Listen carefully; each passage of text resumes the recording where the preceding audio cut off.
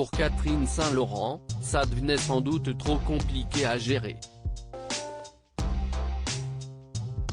Depuis l'annonce de sa démission de sa place de chef de cabinet de Meghan Markle et du prince Harry moins d'un an après avoir pris ses fonctions, les spéculations étaient nombreuses.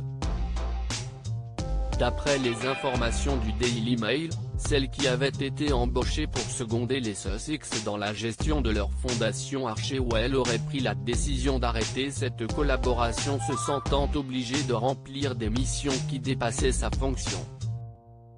Je pense qu'elle avait le sentiment qu'elle devait remplir de nombreuses fonctions pour le couple qui n'étaient pas nécessairement dans ses spécifications professionnelles, a ainsi confié un proche du dossier.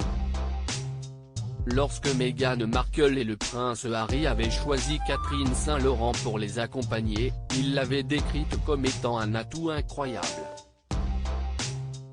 Nous sommes ravis de l'avoir dans notre équipe, avait-il poursuivi. Si aujourd'hui elle n'occupe plus le poste de chef de cabinet, elle devrait tout de même rester proche du couple.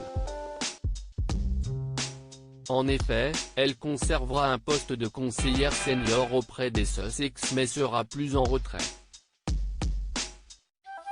Elle continuera à apporter des conseils de stratégie de haut niveau à Archewell, qu'elle a aidé à lancer et construire, durant l'année écoulée, avait déclaré un porte-parole de la fondation. Meghan et Harry n'ont plus de représentation en Grande-Bretagne. Catherine Saint-Laurent sera remplacée par l'actuel responsable des communications du couple au Royaume-Uni, James Holt. Pour l'heure, ce dernier ne devrait pas être remplacé.